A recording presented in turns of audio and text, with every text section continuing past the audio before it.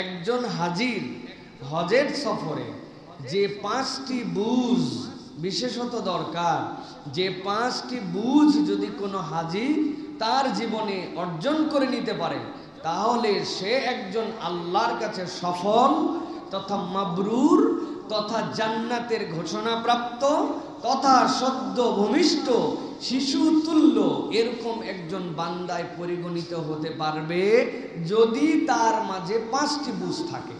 তা আমরা আজকে সংক্ষিপ্ত সময়ে এই 5টি বুঝ যেটা হাজিদের জীবনে দরকার এ বিষয়ের উপরে কিছু কথাবার্তা বলবো। আল্লাহ রাব্বুল আলামিন আমাদের সকলকে মৃত্যুর পূর্বে সুস্থতার জিন্দেগিতে একটিবার অন্তত যেন হজের সফরের জন্য আল্লাহ কবুল করেন, বলেন আল্লাহুম্মা আমিন।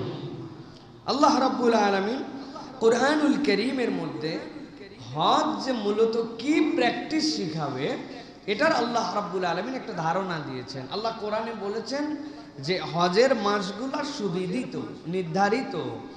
আপনার আমার কাছে হজের মাস হচ্ছে জিলহজ, জিলহজের 10 তারিখে হজ, অতএব হজের মাস হচ্ছে জিলহজ মাস, তাই তো ভাই? কিন্তু কোরআন এবং সুন্নাহর পরিভাষায় হজের মাস একটা নয়, হজের দিন, হজের মূল অনুষ্ঠানের পারফরমেন্স করার মাস জিলহজ। কিন্তু হজের মাস মূলত 3টা, রমাদান শেষ হওয়ার পরে শাওয়াল, জিলকদ, জিলহজ, এই 3টাই হচ্ছে আল্লাহর কাছে হজের মাস। আল্লাহ রাব্বুল আমিন বলছেন আল হাজ্জু আশহুরুম মা'লুমাত, দুনিয়ার মানুষ তোমাদের কাছে হজের যে মাসগুলো এইগুলা সুবিদিত মাস। এই মাসগুলা সুবিদিত বলার কারণ মক্কার যারা মুশরিক ছিল ইব্রাহিম আলাইহিস সালামের পর থেকে, ওই মানুষগুলো যারা যে ধর্মের অনুগামী ছিল তাদের কাছে একটা হজ ছিল। যদিও আমরা যেভাবে যেই অনুষঙ্গে প্রতিপালন করি এই ধরনের ছিল না, কিন্তু হজ তাদের কাছে ছিল। আল্লাহ বলছেন যেই মানুষদের কাছে হজ ছিল, খানায় কাবা ছিল, ওই মানুষগুলা জানতো হজের মাসগুলা কোনগুলা। কিন্তু আল্লাহ রাব্বুল আমিন বলছেন ফামান ফারাদা ফিনাল হজ্জ, আল্লাহ রাব্বুল আমিন বলছেন তোমাদের মধ্যে থেকে যাদের উপরে হজ ফরজ হবে, যারা নিয়ত করবে আমরা হজের মাসে হজের সফরের উদ্দেশ্যে রওনা হব, আল্লাহ বলছেন আমি রব হিসাবে তাদের জন্য নির্ধারণ করে দিলাম হজের নিয়ত করলে হজের মাস সমূহের মধ্যে এই মানুষগুলার জন্য 3 ধরনের কাজকে আল্লাহ নিষিদ্ধ ঘোষণা করলেন। আল্লাহ রাব্বুল আমিন বলছেন ফালা রাফাসা ওয়ালা ফুসুকা ওয়ালা জিদালা ফিল হজ। আল্লাহ রাব্বুল আমিন বলছেন তোমাদের জন্য 1 নম্বর দায়িত্ব, অশ্লীলতা তোমরা করতে পারবা না। 2 নম্বরে তোমাদের জন্য দায়িত্ব হচ্ছে কোনো পাপাচার তোমাদের জীবনে থাকবে না। আর 3 নম্বর ওয়ালা জিদালা ফিল হজ, হজের মাসসমূহের মধ্যে তোমাদের জীবনে যেন ঝগড়াঝাটি না থাকে। প্রশ্ন কখনো হৃদয়ের মধ্যে এরকম উদ্ধৃত হয়েছে কিনা একটু ভেবে দেখেন তো। গুনাহ করা, পাপাচার করা, বেহায়াপনা করা, ঝগড়া বিবাদ করা সব সময়ের জন্যই তো নিষিদ্ধ। তাহলে রব্বুল আলামিন কেন এটার সাথে হজকে সংশ্লিষ্ট করলেন? কেবল হজকেই সংশ্লিষ্ট করেন নাই, আল্লাহ কেন তার আগে বলে নিলেন হজের মাসগুলাও তো তোমাদের কাছে পরিচিত। আল্লাহ রাব্বুল আমিন মূলত বুঝাতে চান তামাম উম্মতকে, ও বান্দা তোমাদের জীবনে এই কাজগুলা সর্বসময়ের জন্য ঘৃণিত, সর্বসময়ের জন্যই তোমাদের জন্য আল্লাহর কাছে এই কাজগুলা অপছন্দনীয়। কিন্তু দুনিয়ার মানুষ হাজার প্রচেষ্টা করার পরেও তার জীবনে টুকটাক অশ্লীলতা, টুকটাক অনাচার, টুকটাক তাদের জীবনের মধ্যে ঝগড়াঝাটি লেগেই থাকবে। কিন্তু আল্লাহর কোনো বান্দা যখন হজের নিয়ত করবে আর হজের এই 3 মাসকে তার জীবনে আলাদাভাবে সে একটা প্যাকেজ হিসাবে গ্রহণ করে নিয়ে আলাদা একটা কার্যক্রম গ্রহণ করে যখন ওই বান্দা এই 3টা দোষ থেকে নিজেকে মুক্ত রাখার অভ্যাসে নিযুক্ত হবে, আল্লাহ ওই বান্দার জীবনটাকে পবিত্র বানায় দিবেন। প্রত্যেক মানুষ তার জীবনের সাথে সম্পৃক্ত যে দিন, ওই দিনগুলোকে আল্লাহ রাব্বুল আলামিন তার জীবনের ধর্মীয় বিধান এবং তার এই প্রতিপালনের দ্বারা মানুষের মর্যাদাকে আল্লাহ রাব্বুল আলামিন 4টা গ্রেডের মধ্যে মূলত দেখতে চান। বান্দা আল্লাহর প্রতি ঈমান এনে ফেলছে, ওই বান্দার নিজের পরিচয় দিচ্ছে আমি মুমিন, কিন্তু ওই বান্দা আল্লাহর বিধান যা নির্দেশ তাই পালন করে, আল্লাহ যা মানা করেছেন ত্যাগ করে, আল্লাহর কাছে মাথা নয় দিছে, ওই বান্দা মুসলিম। কিন্তু আল্লাহ ওই বান্দাকে রমাদান দিয়া, কোরআন দিয়ে আল্লাহ বলেন না এইটুকুই মুমিন মুসলিম নয়, আমি আমার বান্দাকে মুত্তাকি হিসাবে দেখতে যাই। কিন্তু আল্লাহর মুত্তাকি বান্দারা যখন আল্লাহর কাছে আরো প্রিয় বান্দা, আল্লাহর কাছে সৎ কাজের প্রতিযোগিতায় নিমজ্জিত হয়ে নিজের স্ট্যান্ডার্ডকে সর্বোত্তম সর্বোচ্চতে নিয়ে যেতে চায়, আল্লাহ বলেন আমার ওই বান্দাগুলাকে তখন আমি মুহসিন হিসাবে দেখতে চাই। আর হজ যদি কেউ না করে, প্রকৃত মুহসিন হওয়া ওই বান্দার দ্বারা সম্ভব নয়। এই জন্য আল্লাহ রাব্বুল আলামিন বলছেন, ও দুনিয়ার মানুষ, আমি আল্লাহ রাব্বুল আলামিন তোমাদের ব্যাপারে জানায় রাখলাম, ওয়া মা তাফআলু মিন খাইরি ইয়ালামুল্লাহ। এই দুনিয়ার মানুষ, তুমি যতটুকু ভালো করো না কেন, কেউ সেটা দেখেছে আর কেউ সেটা দেখে নাই। দুনিয়ার কেউ স্বীকৃতি দিয়েছে, আবার দুনিয়ার কেউ স্বীকৃতি দেয় নাই। এত ভালো কাজ করলাম, কোন রকম পুরস্কার তো আমার আমলনামায় জুটলো না। কত ল্যামস্যাম মানুষজন কিছু করতে না করতে, সরকারের সাথে সম্পর্ক থাকার জন্য, অমুক তমুকের তেলবাজি করার জন্য বিরাট বড় বড় পুরস্কার পায় না ভাই? কি পুরস্কার? পুরস্কারের নাম হচ্ছে উনি শুদ্ধ ব্যক্তি। শুদ্ধ ব্যক্তি উনি। শুদ্ধ ব্যক্তি মানে কি? অন্যদের শুদ্ধির সাথে তিনি হচ্ছে আইডল। কিন্তু যখন তার সম্পদের বিবরণ খোঁজা যায়, তখন দেখা যায় বাংলাদেশে তার থেকে বড় দুর্নীতিগ্রস্ত লোক আর নাই। এরকম লোকের নাম না বললেও আপনারা বুঝতে পারেন। বুঝেন নাকি ভাই? আমার আল্লাহ রাব্বুল আলামিন এই জন্য বলছেন, ওয়া মা তাফআলু মিন খাইরি ইয়ালামুল্লাহ ওয়া তাযাওয়াদু ফাইন্না খায়রাজ যাদিত তাকওয়া।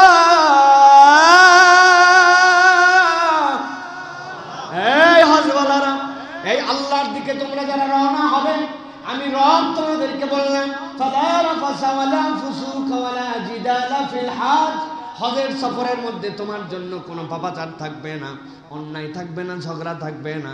তুমি তো পাথেয় সংগ্রহ করবা, এখন ব্যাগ গোছাচ্ছ তুমি 2 সেট ইহরামের কাপড়, 2টা লুঙ্গি, 2টা জামা, প্লেট, প্রয়োজনীয় ঔষধ, এমনকি চশমার পিছনে চশমা যেন পড়ে না যায়, ফিতা, ভাত যেন ভালো করে খাইতে পারি, আচার, শুকনা মরিচ, কোনো আইটেম বাদ নাই।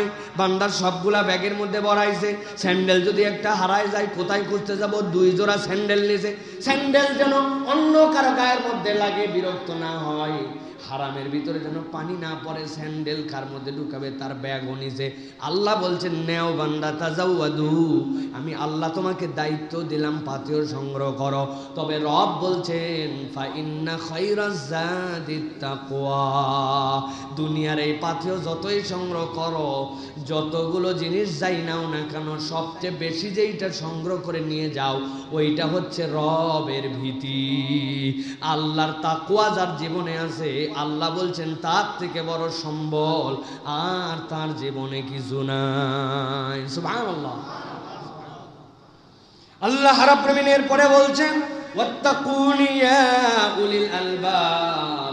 তোমার যদি জ্ঞান থাকে, তুমি যদি বুদ্ধিমানদের মধ্যে অন্তর্ভুক্ত হও, আমি রব তোমার জন্য বললাম তুমি আল্লাহকে ভয় করো, বাকি সব পাথেও আল্লাহ তোমাকে মিলাই দিবে।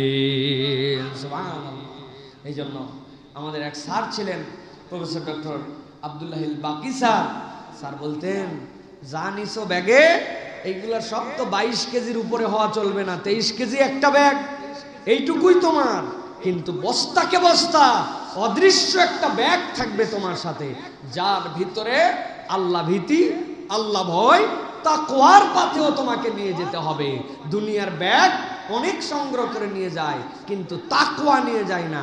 ওই ব্যক্তির হজ অনেক সময় ওই জেদ্দা এয়ারপোর্টেই থেকে যায়। এই জন্য প্রিয় ভাইয়েরা, আল্লাহ রাব্বুল আলামিন আপনাকে আমাকে নির্দেশনা দিচ্ছেন, হজে যাও। এই জিনিসগুলি তোমার লাইফে যদি প্র্যাকটিস করে নিয়ে আসো, তাহলে রব তোমার জন্য এমন নিয়ামত দিবেন যেই নিয়ামত তুমি আর কখনো কল্পনাও করতে পারবে না, যে রব তোমার জীবনে কিভাবে পরিবর্তন ঘটাইছেন। এই জন্য নবীজি বলছেন, কেউ যদি হজ করে ফালাম ইয়ারফুস ওয়ালাম ইয়াফসুক, এর ভিতরে রফাস করে না, এর মধ্যে ফিসক করে না, আল্লাহ নবী বলছেন সে যেন ফেরত আসলো তার ঘরে মা যেদিন তাকে ভূমিষ্ঠ করেছিল আমল নামায় গুনাও লেখার অ্যাকাউন্ট ছিল না, সওয়াবও লেখার অ্যাকাউন্ট ছিল না, আল্লাহ তাকে জিরো বানায়া আল্লাহ সদ্য ভূমিষ্ঠ সন্তান তুল্য পবিত্র করে তাকে তার ঘরে ফেরত দিবেন। সুবহানাল্লাহ। পৃথিবীর একটা আমলও নাই, হজ হচ্ছে এমন আমল, আর একটা আমল নাই যা আপনার আমল নামাকে আল্লাহ জিরো বানায় দিবেন। সুবহানাল্লাহ। তার মায়ের পেটে যেদিন ভূমিষ্ঠ হয়েছিল আল্লাহ এরকম করে দিয়েছেন। বয়স কত? 70। বয়স কত? 60। বয়স কত? 80। সুবহানাল্লাহ বিহামদিহি। অতএব হৃদয়ের মধ্যে এই স্বপ্ন লালন করা যে আল্লাহর ঘরে আমি হজ করতে যাব, এটা ইমানদার মাত্র তার ইমানের নমুনা। আমার টাকা নাই, আমার পয়সা নাই, আমার গরিব মানুষ, কবে হবে হজ বড় লোকদের, এটা ইমানদারের তবিয়ত নয়। ইমানদারের তবিয়ত আমি হজ করব, দেনেওয়ালা আল্লাহ, আল্লাহ যদি নেওয়ার ব্যবস্থা করে দেন আমি চলে যাব। আপনার এই নিয়তের উপরে হজ না করেও যদি মারা যান, আল্লাহ চাইলে আপনাকে হজের সওয়াব দিয়ে দিতে পারেন। সুবহানাল্লাহ। এই উম্মতের না এটা সৌভাগ্য, আর তো কোনো উম্মতের সৌভাগ্য এটা ছিল না। আগামী শুক্রবার আসিতেছে পূরবী সিনেমা হলে রূপালী পর্দায়, চিন্তা করছেন যা আছে কপালে, যে বিজ্ঞাপন না দেখে আমি কোনো উপায় নেই, দেখবো আগামী শুক্রবার সিনেমা। আল্লাহর কি কাম, বৃহস্পতিবার বাজার করতে যাইয়ে আপনার ঠ্যাঙ্গের মধ্যে এক রিক্সাওয়ালা দিছে ধাক্কা, চিতর হয়ে পড়ে কোমরে ব্যথা, শুয়ে আছেন ঘরের মধ্যে। কোমর ঠিক থাকলে কিন্তু আপনি যাইতেন সিনেমা হলে, কিন্তু কোমরের ব্যথায় যেতে পারেন নাই। আপনি যে গত শুক্রবার নিয়ত করছেন আর এই শুক্রবার যান নাই, আপনার এক চুলো গুনাহ আপনার আমল নামায় লেখা হয় নাই, বরং আল্লাহ আপনারা বাঁচায় দিয়েছে। কিন্তু আজকের দিনে নিয়ত করছেন আল্লাহ আমার উপরে হজ ফরজ হলেই আমি হজ করব, কোনোদিন হজ করতে পারেন নাই, কিন্তু এই নিয়ত করার কারণে যতদিন দুনিয়ায় বেঁচে ছিলেন আল্লাহ আপনার ওই নিয়তের একটা সওয়াব আপনার আমল নামায় দিয়েছেন। সুবহানাল্লাহ। এটা উম্মতে মুহাম্মাদের বৈশিষ্ট্য। উম্মতে মুহাম্মাদের অনেকগুলো বৈশিষ্ট্যের মধ্যে এটা একটা। আরেকটা, উম্মতে মুহাম্মাদিকে আল্লাহ সমূলে ধ্বংস করে দিবেন না। আল্লাহ রাসূলুল্লাহ সাল্লাল্লাহু আলাইহি ওয়াসাল্লামের এই ফজলে আল্লাহ উম্মতে মুহাম্মাদিকে সমূলে ধ্বংস করবেন না, এটাও আল্লাহ রাব্বুল আলামিনের দেওয়া একটা নিয়ামত। অতএব প্রিয় ভাইরা, হৃদয়ে হজের ভালোবাসা লালন করতে হবে, হৃদয়ে এটাকে ধারণ করতে হবে। কতদিন গল্প বলেছি আমি আমাদের মহল্লায়, হ্যাঁ আব্দুর রব নামে একজন ছিল, গরিব মানুষ, বেচারির দুই ফ্যামিলি, অনেকগুলা বাচ্চা কাচ্চা, দিন আনে দিন খায়। এরপরে অসুস্থ হয়ে গেল, মানুষের কাছে চেয়ে নিত যে ভাই আমাকে একটু সহযোগিতা করেন। কিন্তু এই হতদরিদ্র মানুষটা চালাক ফকির ছিল, যার কাছে যাই চাইতো, একটু বড় লোক দেখলে তার কাছে বলতো যে ভাই আপাতত 50টা টাকা দেন, আর সুযোগ পাইলে আমার একটু হজে পাঠায়েন ভাই। এরকম বলতেই থাকে, ওর অভ্যাস এইটা, যারে তারে বলে। একটু গাড়িওয়ালার কাছে ভিক্ষা দেখছেন, গাড়িওয়ালাকে বলবে আমার একটুখানি হজে পাঠায়েন ভাই। এই মিসকিন যে একদিন ভিক্ষা না করলে তার পরিবার চলে না, সেই লোকটাকে আল্লাহ রাব্বুল আলামিন এমন কবুল করছেন। একজন বলছে দুনিয়ার কত ফকির ভিক্ষা করলো আমার কাছে, জীবনে কোনোদিন কেউ বলেনি আমাকে হজে পাঠান। এই তোর পাসপোর্ট আছে? বলছে না। আমার অফিসে আসিস, পাসপোর্ট করায়া 2 বার হজে গেছে। আরে ভাই, দুনিয়ার এক বড় লোক দেখে যদি এই লোক এইটা বলতে পারে, তাহলে বড় লোকের বড় লোক, যিনি বড় লোকই দান করেন, যিনি রাজ্জাক, তার কাছে কোনোদিন বলছেন আল্লাহ আমি দুনিয়ার গরিব, তোমার কাছে ভাত চাই, তোমার কাছে চাল চাই, ভাড়া বাড়িতে থাকি, ভাড়া বাড়ির টাকা মিটাতে পারি, এইটা চাই, এইসা গরিব আমি আল্লাহ, আর তুমি রাজ্জাক, তোমার কাছে একবার বললাম, একবার আমাকে একটু হজে পাঠায় তো আল্লাহ। আল্লাহর কাছে যদি বলার মতো বলা যায়, রব যে কিভাবে দিতে পারেন এটা দুনিয়ার কেউ জানে না, ঠিক কিনা? আল্লাহ যেন আমাদেরকে এই বুঝটা দান করেন, বলেন আল্লাহুম্মা আমিন। আল্লাহ এই জন্য কোরআনুল কারীমের মধ্যে বলছেন ওয়ালিল্লাহি আলান নাসি হিজ্জুল বাইতি মান ইসতাতা ইলাইহি সাবিলা ওয়ামান কাফারা ফাইন্নাল্লাহা গনিয়্যুন আনিল আলামিন। আল্লাহ বলছেন আল্লাহর ঘরে যাওয়ার মতো যদি তোমার তৌফিক হয়ে যায়, তোমার যদি নিজের যে সময়টুকু হজের সফরে থাকবা ওই সময়টুকুতে তোমার পরিবার চালানোর মতো তোমার আয়ত্তের মধ্যে যদি খরচ দেওয়ার মতো থাকে, আর যদি তুমি আল্লাহর ঘর পর্যন্ত পৌঁছাতে পারো, ফেরা নয়, আল্লাহ বলছেন যদি পৌঁছাতে পারো, আল্লাহ বলছেন আমি রব তোমার জন্য দায়িত্ব দিলাম আল্লাহর ঘরে যাওয়া এবং হজ করা তোমার উপরে ফরজ। তবে দুনিয়ার মানুষ এইটা মনে করো না যে তুমি হজ করে আল্লাহর বিরাট উপকার করে দিচ্ছ, আল্লাহর বিরাট দরকার তোমার হজ। আল্লাহ বলছেন জেনে রাখো ওয়ামান কাফারা ফাইন্নাল্লাহা গনিয়্যুন আনিল আলামিন। তুমি যদি না আসতে চাও, অস্বীকার করো, নানান অজুহাত দেখাও, দেখায় যদি তুমি আল্লাহর ঘর জিয়ারত থেকে নিজেকে মাহরুম করে রাখো, জেনে রাখো আল্লাহ গনি, আল্লাহর তোমার জিয়ারতের দরকার নাই, কিন্তু তুমি যে অস্বীকার করলা এইটার পরিণতি আল্লাহর কাছে হারে হারে পেয়ে যাবে।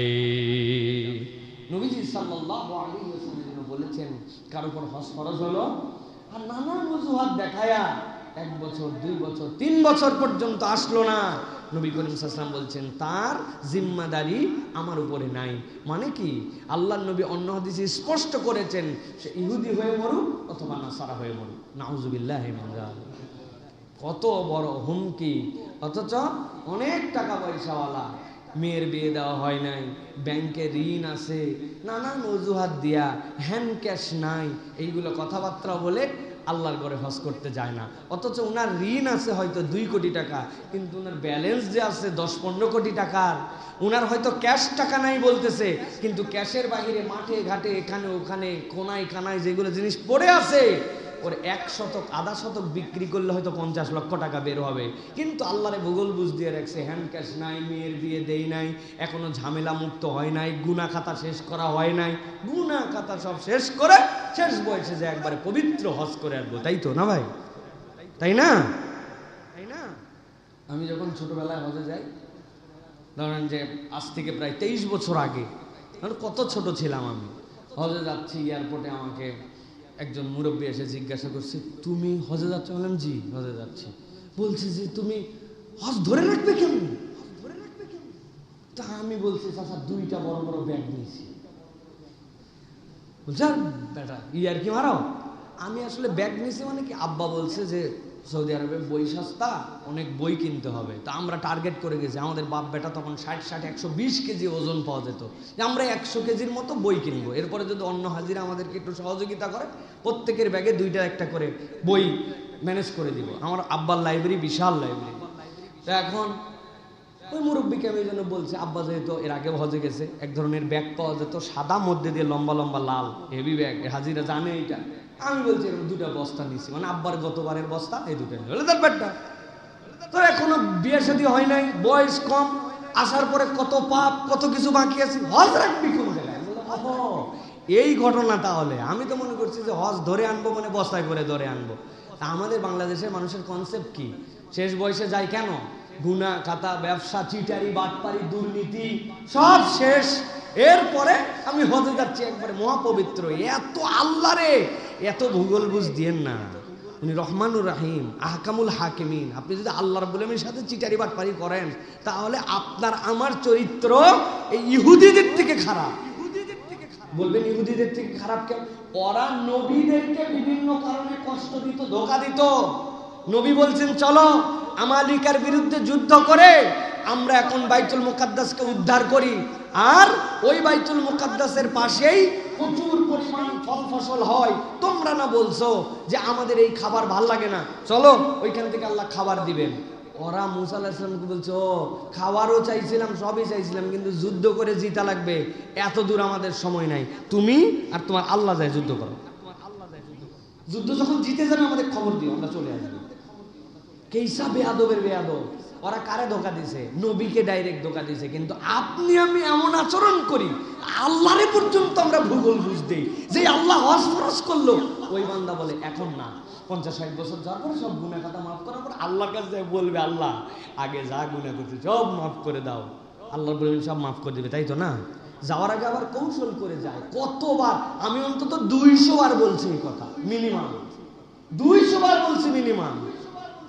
হজে যাওয়ার আগে 50,000 টাকা দামের গরু খাওয়ায়, টেন্ড হয়েছে এখন। হজে যাওয়ার আগে খাওয়ানো লাগে, খাওয়ায় টাওয়ায় 10 বিঘা জমি 8 বিঘা 2 ছেলেরে দিছে, আর 3 মেয়ে ছিল, 3 মেয়েরে 2 বিঘা কৌশলে ভাগ করে দিছে। দিয়ে নাতি টাতি আছে তাদেরকে ডাক দিয়ে বলছে তোমার কি লাগবে, সোনার মালা, তোমার কি লাগবে, তোমার আংটি, সব লোকজনকে বলছে। আর ফিরতে পারি কাইন দিয়ে কাইতে লোকজন দেখছে, বাপরে হাজির কান্না। ছেলেদেরকে জড়ায় ধরে, মেয়ের জামাই জড়ায় ধরে, কোনো কথাই বলার সুযোগ দেয়নি, খালি হাউমাউ করে দেখে রাখো সমাজ। এই সকল ভুয়া বুঝ দিয়া হারাম শরীফে চলে গেছে। এই খানাই কাবার সামনে দোয়া করতেছে, রব্বুল আলামিন খানাই কাবা দেখলে সব গুনাহ মাফ হয়। তোমার বান্দা খানাই কাবার সামনে হাজির, আল্লাহ তুমি আমাকে মাফ করে দাও। পাগলের মতো কান্নাকাটি করতেছে। প্রিয় ভাইয়েরা, আল্লাহর এই যে ধোঁকা দিচ্ছেন আপনি মনে করছেন বান্দার হক নষ্ট করে, ছেলের হক, বোনের হক, আত্মীয়ের হক আল ঠেলে, সানসেট বের করে দিয়ে, নিজের বাউন্ডারি ওয়াল বের করে দিয়ে, শ্রমিকদেরকে ফাঁকি দিয়া, হাজার বান্দার হক নষ্ট করে, রাস্তার খোয়া বালু খেয়ে, সরকারের টাকা মেরে, ব্যাংক লুট করে, সব করে আপনি হজে চলে গেছেন। আর আল্লাহর কাছে যাই আপনি মাপ চাচ্ছেন। আল্লাহর দেওয়া ফরজ বিধান একদিনও সালাত আদায় করেন নাই। খানায় কাবায় যায় দোয়া করবেন, আল্লাহ চাইলে আল্লাহ তার দেওয়া এই হক যেটা ছিল, সমুদয় নামাজ কাজা করা আপনাকে মাফ করে দিতে পারেন, রোজা মাফ করে দিতে পারেন। কিন্তু 1 পয়সা যদি আপনি বান্দার হক নষ্ট করে যান, আল্লাহ নিজের উপরে কাতাবাল্লাহু আলা নাফসিহি, যে আল্লাহ বান্দার হক নষ্ট করার গুনাহ কোটিটা হজ করলেও মাফ করবেন। কারে ফাঁকি দিচ্ছেন আপনি? ফাঁকি নিজেকে দিচ্ছি আমরা, আল্লাহকে ফাঁকি দেওয়া সম্ভব নয়। ফাঁকিবাজিটা আমরা নিজেকে দিচ্ছি। এই জন্য প্রিয় ভাইয়েরা, আল্লাহ বলছেন ওয়ামান কাফারা ফাইন্নাল্লাহা গনিয়্যুন আনিল আলামিন।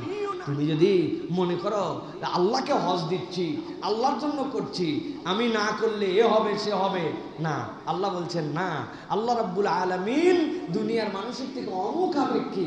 আল্লাহ তোমার জীবন থেকে মৌলিক 3টা অপরাধ দূর করার জন্য, তোমাকে মুহসিনদের কাতারে অবতীর্ণ করার জন্য, মৃত্যুর সাথে সাথে জান্নাতে নেওয়ার জন্য আল্লাহ তোমাকে হজ দান করেছেন। সুবহানাল্লাহ। এটা আল্লাহ রাব্বুল আলামিনের দেওয়া বিধান।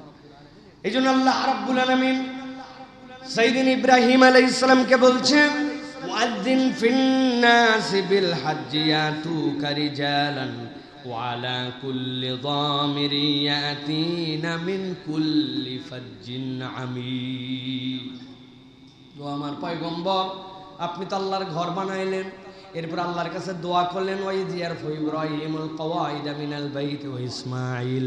আপনার এই দোয়া শেষ, এখন আপনাকে আমি দায়িত্ব দিলাম, আপনি মানুষের মাঝে আজান দিয়ে দেন, আপনি মানুষের মাঝে ঘোষণা দিয়ে দেন।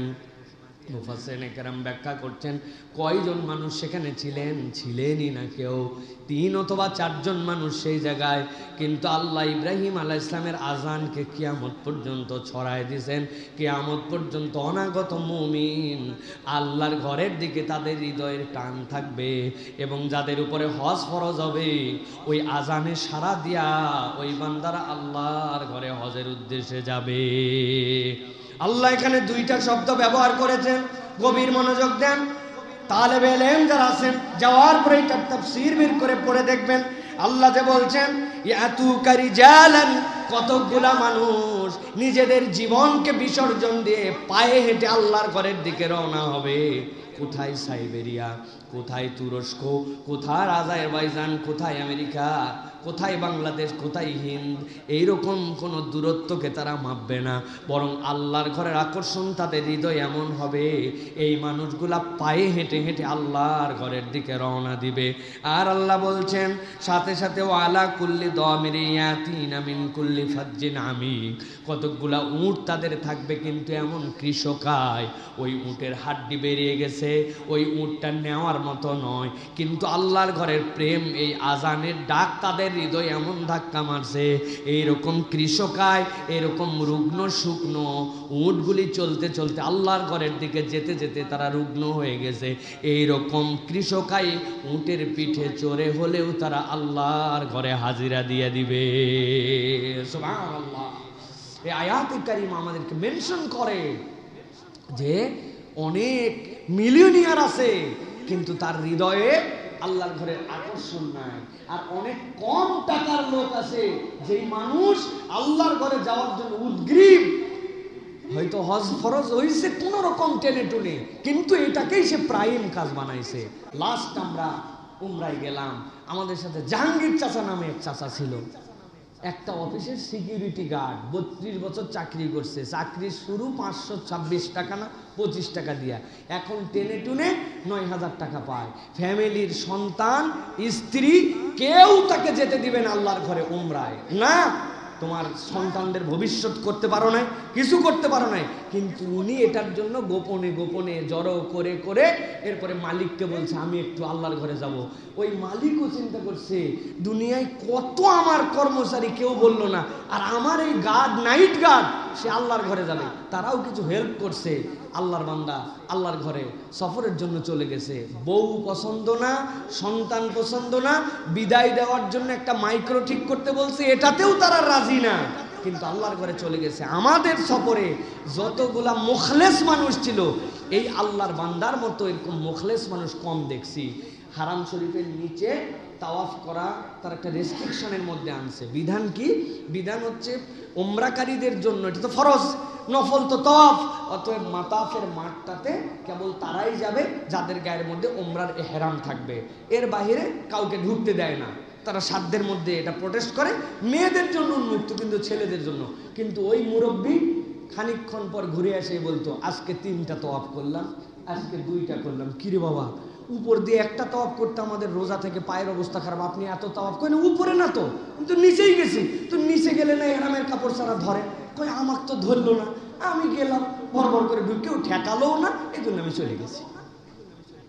হৃদয়ের মধ্যে আবেগ, ইখলাস, খুলুসিয়া এইগুলা থাকলে রব এরকম অনেক দয়া করেন। এইগুলা আমি সাইফুল্লাহর চোখে বহু দেখা আছে, বহু, একবার দুইবার তো রব্বুল আলামিন আমাকে এই গোলামকে আল্লাহ রাব্বুল আলামিন সেখানে নেন নাই। তো এই জন্য আমি এইগুলা জানি, কত হিস্ট্রি আমার লাইফে আছে।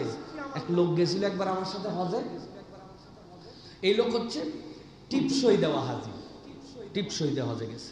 বুঝেন তাহলে লেখাপড়ার কি যোগ্যতা, বিরাট যোগ্যতা তো না, টিপসই দেওয়া হাজি। বহুদিন আগের কথা বলছি। এখন এই লোককে নিয়ে খুব পেরেশানি, না পড়া জানে না কিছু জানে, কোথায় হারায় যায় কি হয়।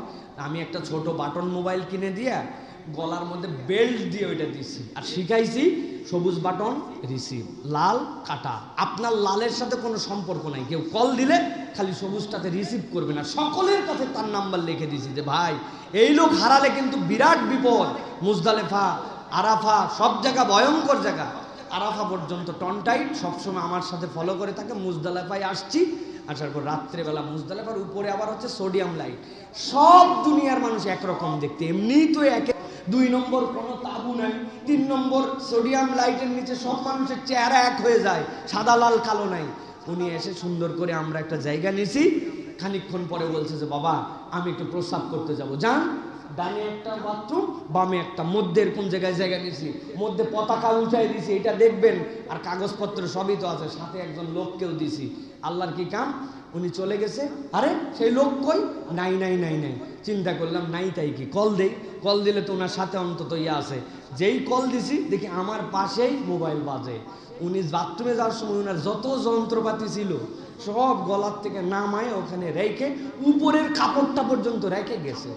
নাই তো নাই। আর মুজদালেফায় লোক খুঁজে পাইলাম না, টেনশন।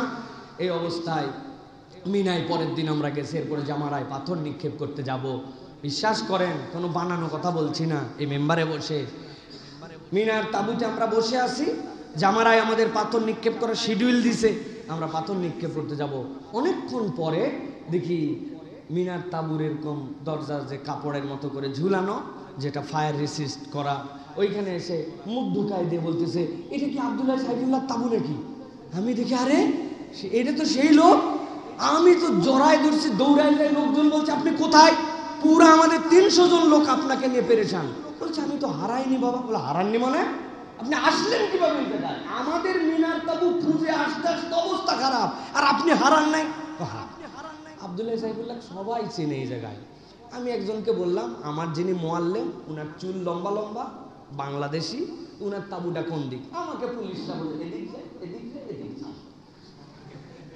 ভাই সৌদি আরবের পুলিশ বাংলা বোঝে তো না? আব্দুল্লাহ সাহেবুল্লাহকে তো চেনে না? লম্বা চুলওয়ালা একমাত্র আমি, তাই তো নাকি? আহা, ওই লোকের ইখলাস, ঈমান, ওই লোকের বিশ্বাস, ও বাংলায় বলছে। আমার ধারণা আল্লাহ ওর ভিতরে এমন আল্লাহর জন্য নিবেদিত প্রাণ ছিলেন, আল্লাহর মেহমান যেন কষ্ট না পায়, আল্লাহ হয়তো ফেরেশতা দিয়া তাকে তার তাঁবুর মধ্যে পৌঁছায় দিয়েছে। হাজার হাজারের কোন নজির আছে অনেক হাজার জীবনে। এটা কি? আল্লাহ এই জন্য বলছেন তাজাওয়াদু ফা ইন্না খায়রা যাদিত তাকওয়া। আল্লাহ ভীতি অন্তরের মধ্যে না। হজ করতে যাচ্ছি নাম কামানোর জন্য, হজ করতে যাচ্ছি হাজি বলবে মানুষ, হজ করতে যাচ্ছি টাকা পয়সা হইছে, হজ না করলে সম্মান থাকে, লোকে কি বলবে, আশপাশে সব বাড়ির লোক হজে চলে গেল, আমি এখনো গেলাম না। এইগুলা জীবনে কখনো হজের নিয়ত হতে পারে না। হজের নিয়ত হবে আল্লাহর জন্য যাচ্ছি, গুনাহ মাফ করার জন্য যাচ্ছি। রফাস, ফুসুক, জিদাল, এই তিন অপরাধ মানবীয় চরিত্র থেকে মুক্ত করে আল্লাহর কাছে মুহসিন বান্দা হওয়ার জন্য যাচ্ছি। বান্দা যখন স্পষ্ট নিয়ত করে আমিত্ব বিসর্জন দেওয়ার জন্য যাচ্ছে, আল্লাহ ওই বান্দাকে পূর্ণ হাজি বানায়া, বেগুনা বানায়া, জান্নাতের ঘোষণা দিয়া তার বাড়িতে পৌঁছায় দেয়। সুবহানাল্লাহ। এটা হচ্ছে হজ। অতএব হজে যাওয়ার নিয়ম পরিশুদ্ধ করে বলতে হবে। প্রিয় ভাইয়েরা, আল্লাহ রাব্বুল আমিন আমাদেরকে বোঝার তৌফিক দান করেন। নবীজি সাল্লাল্লাহু আলাইহি ওয়াসাল্লামের কাছে জিজ্ঞাসা করা হয়েছে, আইয়ুল আমালি আফদাল ইয়া রাসূলুল্লাহ? নবীজি বলেছেন, আল ঈমানু বিল্লাহ। ক্বালা সুম্মা মান? ক্বালা আল জিহাদু ফি সাবিলিল্লাহ। ক্বালা সুম্মা মান? ক্বালা আল হাজ্জু মাবরুর লিল্লাহ। এক নম্বর উত্তম আমল আল্লাহর জন্য ঈমান আনা। এর থেকে উত্তম কোন আমল নাই। ঈমানদারের ঈমানের থেকে দামি আর কিচ্ছু নাই। সুম্মা মান? ক্বালা নবী সাল্লাল্লাহু আলাইহি ওয়াসাল্লাম আল জিহাদু ফি সাবিলিল্লাহ, আল্লাহর রাস্তায় জিহাদ করা। ক্বালা সুম্মা মাযা? ক্বালা হাজ্জুম মাবরুর। যেই হজটা মাবরুর হজ, এর থেকে বড় স্ট্যান্ডার্ড আমল আর নাই। ইসলামের ৩ নম্বর সম্মানিত আমলের নাম হজ। সুবহানাল্লাহ। অতএব এইটা পারফর্ম করা, এইটাকে কবুলিয়াতের জায়গায় নিয়ে যাওয়া এত সহজ নয়। এই জন্য আয়েশা সিদ্দিকা রাদিয়াল্লাহু তাআলা আনহার কাছে নবীজি বলছেন, তোমার হজে খরচ যত, সওয়াব তত, কষ্ট যত, কবুলিয়াতের কাছাকাছি যাওয়ার সম্ভাবনা তত। কলান নবী সাল্লাল্লাহু আলাইহি ওয়াসাল্লাম, নবীজি বলছেন এই কথা। হজ মানে আরামের সফর।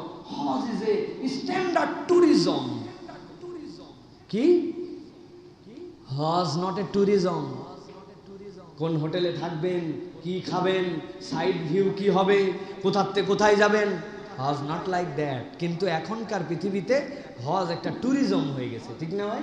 ট্যুর না, হজ তো তাকওয়ার সফর। হজ তো আপনার ঈমানের পাথর সংগ্রহ করার সফর।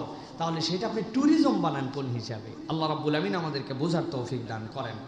আমি 2-3টা বিষয় এবার একটু সংক্ষিপ্তভাবে, এখানে হয়তো কম লোক আছেন, কিন্তু আমাদের এই কথা তো কোটি মানুষের কাছে পৌঁছায়, এটা যেন সকলের উপকারে লাগে, এই জন্য কিছু কথা আপনাদের কাছে বলতে চাই। প্রিয় ভাইয়েরা, গভীর মনোযোগের সাথে খেয়াল করেন।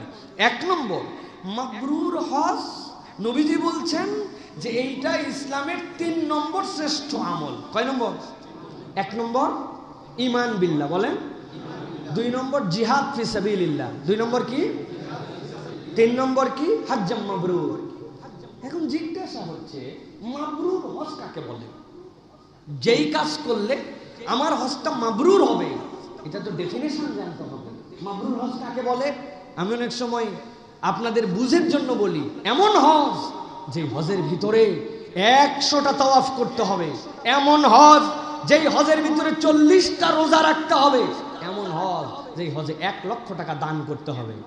আপনার হজের সফরের মেয়াদ হচ্ছে 17 দিন। 40 রোজা কেমনে রাখবেন ভাই? হ্যাঁ, তাওয়াফ একবার করলে 6.7 কিলোমিটার ঘোরা লাগে। আপনি 100 তাওয়াফ 700 কিলোমিটার কেমনে ঘুরবেন? তাহলে মানে বোঝা যায় এইগুলো হজ মাবরুরের শর্ত নয়। ইমাম নববী রহমতুল্লাহি আলাইহি বলছেন, হজ মাবরুর কাকে বলে? হুয়াল্লাযী লা ইয়ারতাকিবু সাহিবুহু ফীহি মাসিয়াহ। যেই হজের সফরে হাজির জীবনে হজটা গুনাহ মুক্ত, ওইটাই হচ্ছে হজ মাবরুর। হযরতে রাসূল আকরাম সাল্লাল্লাহু আলাইহি ওয়াসাল্লাম বলছেন, মান হাজ্জা ফালাম ইয়ারফুস ওয়ালাম ইয়াফসুক রাজা কা ইয়াউমিন ওয়ালাদাতহু উম্মুহু। যে হজ করলো তার মধ্যে ফিস্ক করলো না, আল্লাহর প্রকাশ্য অবাধ্যতা করলো না, কোনো গুনাহ করলো না, সে যেন সদ্য ভূমিষ্ঠ সন্তানের মতো প্রত্যাবর্তন করলো। তার মানে এটাই হজ্জে মাবরুর। কিন্তু নবী করিম সাল্লাল্লাহু আলাইহি ওয়াসাল্লাম বলছেন, হজ্জে মাবরুরের বুঝটা তোমরা ভালো করে বুঝে নাও। যেই হজের মধ্যে 100 উমরা, 100 তাওয়াফ, 1 লক্ষ টাকা দান, অনেকগুলি রোজা, 5-7 খতম কোরআন শরীফ, এইগুলো হয়তো তুমি কিছুই করতে পারবে না, কিন্তু আমি নবী তোমাদের জন্য সহজ করে দিলাম। নবী করিম সাল্লাল্লাহু আলাইহি ওয়াসাল্লাম বলছেন, বিররুল হজ্জি ইতআমুত তুআম ওয়া তাইয়িবুল কালাম। কারো হজের সফরে যদি অপর ভাইকে খাওয়ানোর অভ্যাস হয় আর তার মুখ দিয়ে যদি নরম কথা বের হওয়ার অভ্যাস হয়, নরম কথা বলে, সুন্দর কথা বলে, আর মানুষকে খাওয়ানোর মেন্টালিটি নেয়, ওই বান্দা 10টা তাওয়াফ করতে পারে নাই, 1 খতম কোরআন শরীফ শেষ করতে পারে নাই, ওই বান্দা হয়তো নফল অনেকগুলি আমল সেখানে করতে পারে নাই, 1000 টাকা খরচ করতে পারে নাই, কিন্তু এই 2 আমলের কারণে আল্লাহ তার জীবনে হজ্জ মাবরুর নসিব করায় দিবেন। সুবহানাল্লাহ। সম্মানিত আল্লাহর ঘরের মেহমানরা, অথবা যারা আমরা যাব, গিয়ে পৌঁছাইছি, অনেকেই ভাববেন এ আবার কেমন কাজ, মানুষকে খাওয়ানো আর হাসি মুখে কথা বলা, এটা কোনো ব্যাপার হলো নাকি? বিরাট ব্যাপার, বিরাট ব্যাপার। হজের সফরে যে গেছেন, হজের সফরে আপনার মন ভালো থাকে না, হজের সফরে যাওয়ার পরে বিভিন্ন কিছুর না পাওয়াতে আপনার তবিও তেমন হয়, হাজী সাহেবের মুখ যেন গোমরা হয়ে যায়, হাজী মুখ দিয়ে সুন্দর কথাই বলতে পারে না, মানুষের প্রতি বিরক্তি, মানুষের প্রতি খেদ, মানুষের প্রতি এমন ধরনের কথা বলে যেটা বাংলাদেশে থাকতেও ওই মানুষ বলতো না। উদাহরণ, একজন লোক তার সাথী হারায় আসছে, একজন লোক তার চাবি খুঁজে পাচ্ছে না, একজন লোক স্বামী স্ত্রী গেছিল, বউটা কেমন করে জানি তার সাতছাড়া হয়ে গেছে, এসে বলছে ভাই আপনার ভাবিকে খুঁজে পাচ্ছি না। পাবেনই না তো, চলাফেরা শিখছেন, নিয়ম কানুন জানেন না কিছু, দুইজন দুই দিকে চলেন, আগেই বলছিলাম এরকম করেন, এই করেন, সেই করেন। ওই লোক তো ঘাবড়াই গেছে, কার কাছে সান্ত্বনা নিতে আইছি, সে তো উল্টা দেখি বিষাক্ত সাপ। প্রত্যেক হাজির তবিয়ত এরকম হয়ে যায়, অথচ কথাটা অন্যরকম হতে পারতো। এই মক্কার মধ্যে আপনার স্ত্রী আছেন, উনি তো বাহিরে চলে যায় নাই, হারালো কেমনে? সাথী ছাড়া হয়েছে ভাই, ইনশাল্লাহ পেয়ে যাবেন। কতকে দেখলাম সাথী ছাড়া হয়েছে, পাইছে, ঘাবড়ায়েন না তো ভাই। কোন জায়গাটায় হারাইছিল, সাথী ছাড়া হয়েছিল, চলেন তো আমি এই দিকটা একটু দেখি, আপনি এই দিকটা দেখেন। মোবাইল আছে আপনার, আপনারটা নাই, আমার বইয়ের কাছে, আহা নাম্বার মুখস্থ, হ্যাঁ লিখে রাখছি, দেন তো, আমার মোবাইলে ব্যালেন্স আছে। আপনি একটু কল করার জন্য বের করলেন, একটু কাঁধে হাত দিয়ে একটু সান্ত্বনা দিলেন, একটু বললেন ইনশাল্লাহ পেয়ে যাবে। এটাও একটা বলা, ওটাও একটা বলা। হাজি বেশিরভাগ ওইটা বলে, এইটা বলার তবিয়ত তার মেন্টালি থেকে উঠে যায়। অথচ এইটুকু বললে আল্লাহ নবী বলছেন সে তার মাবরুর হজের দিকে আগায় গেল। সুবহানাল্লাহ। খাওয়ানো বাঙালি সহ পুরা হাজিদের তবিয়ত খালি হাত পাতা, যেখানে যা পাবে খালি খালি ঘাবড়ায় যায় নেওয়ার জন্য।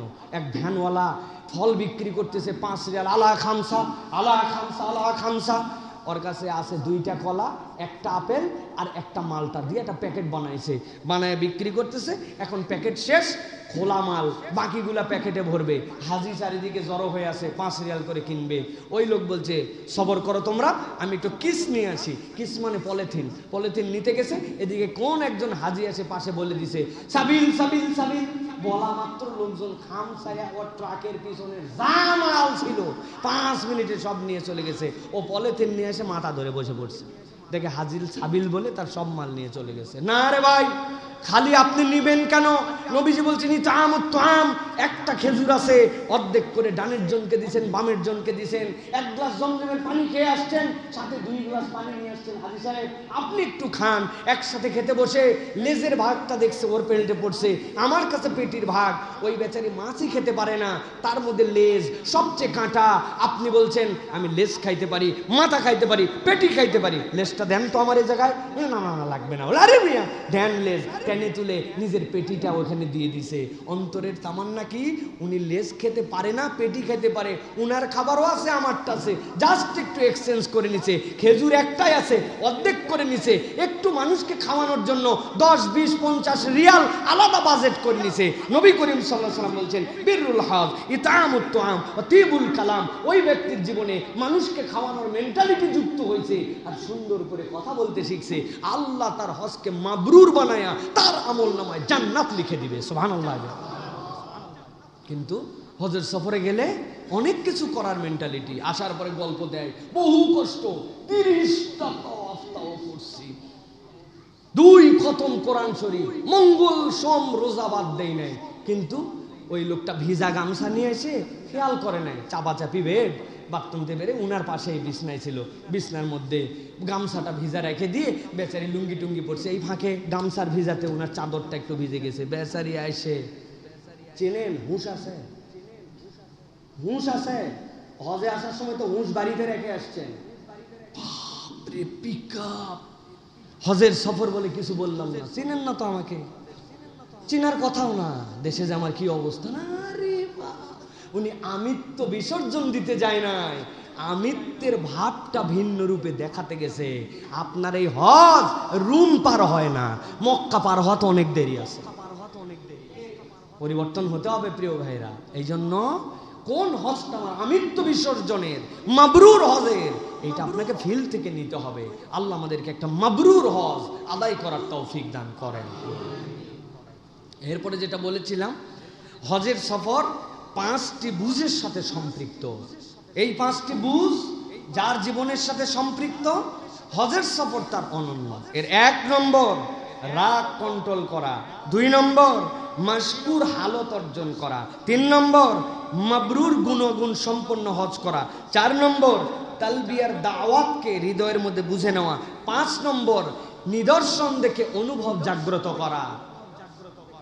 মোটা তাকে শুনলে মনে হবে কিছু না, কিন্তু একটু ব্যাখ্যা করলে 5 মিনিট বুঝবেন। 1 নম্বর রাগ কন্ট্রোল করা। হজের সফর রাগের সফর। শয়তান এমন ভাবে আমাদেরকে রাগান্বিত করায়, বান্দা নিজেও অবাক হয়, দেশে থাকতে এত রাগ ছিল না, এখন এত রাগ কেন? আমি আমার ভাষায় বলি, কোনো একজন লোক বাজার করতে গেছে, পকেটের মধ্যে তার 2000 টাকা, পিছু লাগছে একটা তার বাটপার। খানিকক্ষণ পরে দেখছে আরেকজনের কাছে যে আরে 2000 না, এর পকেটের মধ্যে তো 50,000 টাকার ব্যান্ডিল। বুদ্ধিমান চোর হলে 2000 ছেড়ে 50,000-এর পিছনে ঘুরবে। আগে মারতো ব্লেড, এখন প্রয়োজনে চাকু মারবে। কেননা 50,000 টাকাতে ধরা খায়ও যে মায়ের, 2000 টাকাতেও কাছাকাছি মায়ের। অতএব চুরি করে জিততে চাইলে 50,000-এর পিছনে যাবে। হজের সাথে উদাহরণের মূল কি, রাগের সাথে উদাহরণের মিল কি? এক বান্দা নামাজ কাজা করছে, এক বান্দা রোজাতে গাফলতি করছে, আল্লাহর হুকুমে গাফলতি করছে।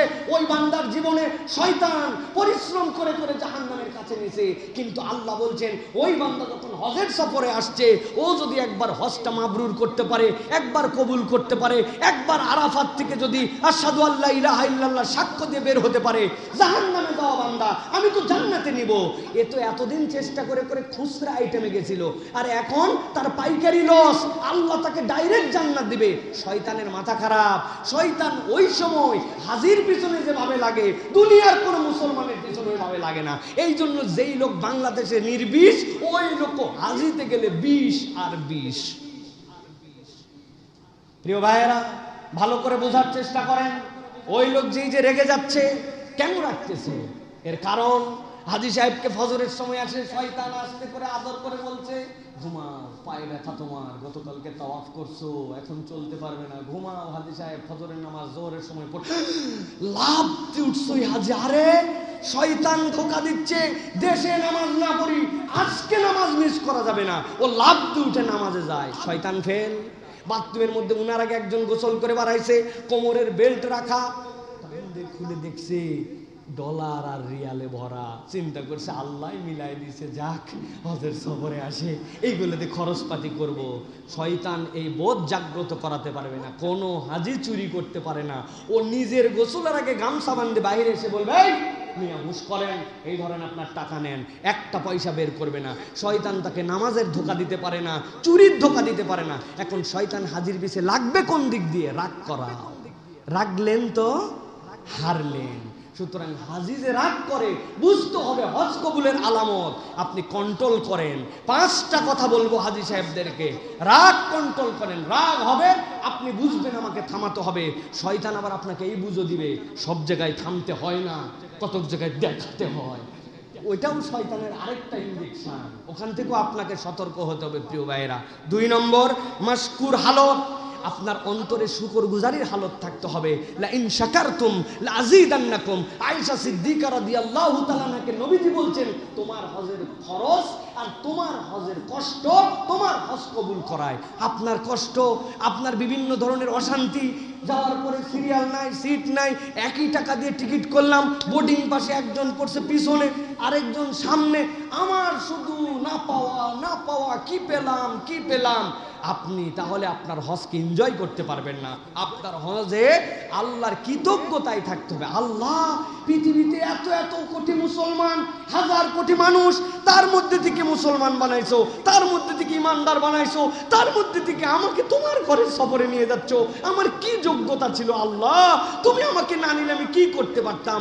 আমার টাকা আছে, কিন্তু আমার বাপ দাদা 14 গোষ্ঠী সহ কিনে ফেলবে, এরকম টাকাওয়ালা লোক আছে, সে হজে যেতে পারছে না। আর মাইনরে কষ্ট, মাইনরে অপ্রাপ্তি কিচ্ছু নাই, আমি না আমার গুনাহ মাফ করতে যাচ্ছি। হালত তৈরি করা, এর নাম কি? মাশকুরের হালত। যার হৃদয়ে সবর আছে তার জীবনে মাশকুরের হালত আছে। এটা না থাকলে হবে না। আর এই কৃতজ্ঞতা হৃদয় কিভাবে আসবে? মাল্লাম ইয়াশকুরিন নাস লাম ইয়াশকুরিল্লাহ। কেউ আপনার কিঞ্চিত উপকার করলে আপনার তাকে উইশ করতে হবে, তাকে ধন্যবাদ দিতে হবে, সব সময় কৃতজ্ঞতার হালতে যেতে হবে। আপনার অন্তরে এটা আল্লাহ পয়দা করে দিবেন। এটা 2 নম্বর, খেয়াল রাখবেন। 3 নম্বরে যেটা, সেটা হচ্ছে মাবরুর হজ অর্জন করা। মাবরুর হজ মানে কি? ওই যে বলেছি, 1 নম্বর গুনাহমুক্ত সফর, 2 নম্বর ফিক্স থাকবে না, 3 নম্বরে রফাস থাকবে না, আপনার জীবনে কোনো অনাচার থাকবে না, আল্লাহর প্রকাশ্য অবাধ্যতা থাকবে না। হাজি হজও করতেছে, মাথার চুল নেড়া করার সাথে সাথে বলছে দাড়িটাও চাইছে দিয়ে। ফিস্ক বুঝে নাই, সে ফাসেক, সে বুঝে নাই এই ফিক্স তার জীবনে। হজের সফরে গেছে, অন্য সময় পর্দা পুশিদা যা ছিল এখন পর্দা উঠে গেছে। সব হাজিরা ভাই বোন, উনার বউ আমার মাহারেম, কিন্তু এখন টেনশন নেই। আফা বলে 10 জন লোক মহিলা আছে, উনি মুখ খুলে বলতেছে, ও সলিমের মা আসো। কিন্তু সলিমের মা দেখতেছে আরো 9টা কলিম কাহার কুদ্দুসের মাকে দেখে ফেলছে, তার সাথে ওনার কোনো সম্পর্ক। ফিস্ক, এটা থেকে আপনাকে বাঁচতে হবে। নবী করিম সাল্লাল্লাহু আলাইহি ওয়াসাল্লাম বলছেন, আর মাবরুর কি? ইতামুত তাআম ওয়া তিবুল কালাম। মানুষকে খাওয়ানোর মেন্টালিটি রাখতে হবে, সব সময় ফোর্স করে নিজেকে হাসি মুখটা ধরে রাখার চেষ্টা করতে হবে, মানুষের সাথে সদাচরণ করতে হবে, কেউ যেন আমার কথায়, আমার আচরণে, আমার ব্যবহারে কষ্ট না পায়। আর আলাদা বাজেট 100 রিয়াল এটা রাখছি আমি শুধু মানুষকে খাওয়ানোর জন্য। খালি আমি চাই খাবো? আমি না 1 কেজি খেজুর একদিন খাওয়াবো? আমি না আপেল কিনছি 5টা, কিনে টুকরা করে কেটে পিছনের ব্যাগে করে নিয়ে গেছি, আশপাশের লোককে খাওয়াইছি। আমার প্যাকেটের মধ্যে বিস্কুট আছে। আমি তো বাঙালি হিসাবে আরবের মানুষকে সারপ্রাইজ করে দেই। চানাচুর নিয়ে যাই, ওর মধ্যে সরিষার তেল নিয়ে যায়, মুড়ি নিয়ে যায়।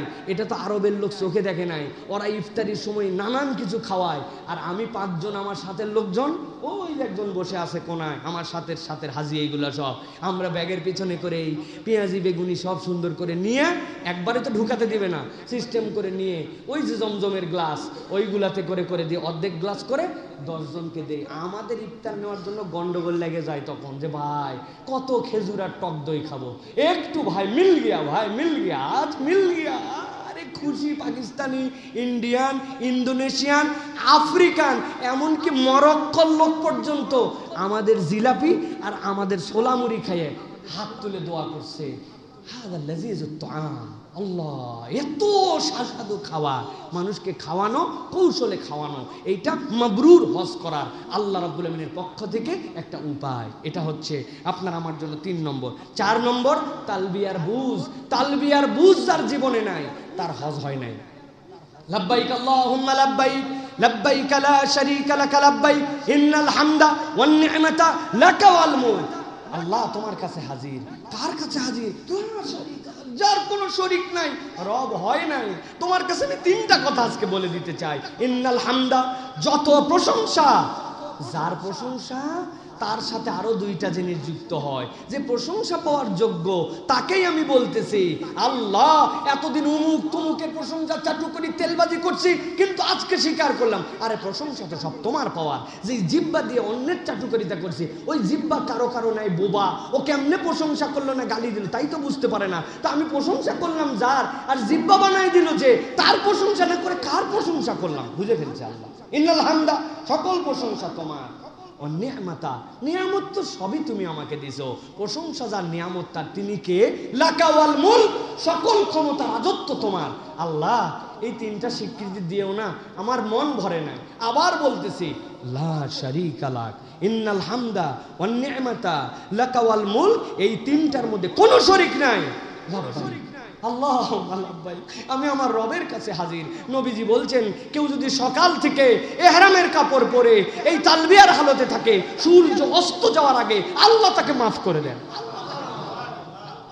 এই তালবিয়ার বুঝ আপনার হৃদয়ের মধ্যে নিতে হবে হাজি। আর 5 নম্বর, সেটা হচ্ছে অনুভবের নিদর্শন নিজের হৃদয়ে জাগ্রত করা। আল্লাহ খানায় কাবার সামনে আমি, আল্লাহ কোরআনুল কারীমের মধ্যে বলেছেন ইন্না আউওয়ালা বাইতুন উদিয়া লিন-নাস লাল্লাযী বিবাক্কাতা মুবারাকা। এতদিন কোরআনে পড়ছি, আজকে আমার কোরআন সত্য। আমি সেই খানায় কাবা দেখতেছি, সাফার উপরে দাঁড়ায় আছে ইন্নাস সাফা ওয়াল মারওয়াতা। বলেন তো ইন্না সাফা যেখানে লেখা সোয়াত ফালি, এখানে যদি আমার পা লেগে যায় কোরআন শরীফে কি করবেন? কেঁদে ব্যাকুল হয়ে যাবে, মুখে দিয়ে 100 বার চুমু দিবে, আল্লাহর কোরআনকে মাথায় নেবে, প্রয়োজনে কিছু সাদাকা করবে। আমার আল্লাহর কালামে আনইনটেনশনালি আমার পা লেগে গেছে আল্লাহ। কিন্তু ইন্না সাফা, যেই সাফার কথা পড়ছি আমি সেই সাফার উপরে দাঁড়ায়া বলতেছি ইন্না সাফা ওয়াল মারওয়াতা মিন শাইরিল্লাহ ফামান আজ্জাল বাইতা ওয়া তামারা ফালা জুনাহা আলাইহি আন ইয়াতাওয়াফা বিহিমা ওয়া মান তাতাওয়া খায়রান ফাইনাল্লাহা শাকিরুন আলিম। আমি আল্লাহ সাফার উপরে, আমি আল্লাহ মারওয়ার উপরে, তুমি কোরআন সত্য, আমি স্বয়ং আজকে তার সাক্ষী, তুমি আমাকে হাজির করেছো। ওয়া ইজিয়ারফু ইব্রাহিমুল কওয়াইদা মিনাল বাইত, আল্লাহর ঘর যখন ইব্রাহিম বানালেন, ইব্রাহিমের ঘর তার পদচিহ্ন ওখানে আছে। আমি না দেখছি আমাদের মতোই পা ইব্রাহিমের। আল্লাহ ইসমাইল যেখানে কাবা দেওয়ার পরে জমজম কূপ আসছিল, আমি না মক্কায় বসে হারামের চত্বরে জমজম খাইলাম। অনুভব আপনি হৃদয়ে কালিমগুলো স্মরণ করেন আর আল্লাহর কৃতজ্ঞ হন। যখন একটা বান্দা রাগ কন্ট্রোল করে, মাশকুর হালতে থাকে, মাবরুর গুণ অর্জন করে, তালবিয়া বুঝে ফেলে আর আল্লাহর নিদর্শনের প্রতি ভালোবাসা আসে, ওই বান্দার হজ আল্লাহ রাব্বুল আমিন কবুল করে জান্নাতের নিশ্চয়তা দিয়ে তাকে আরাফাত থেকে বের করে দেন। সুবহানাল্লাহ।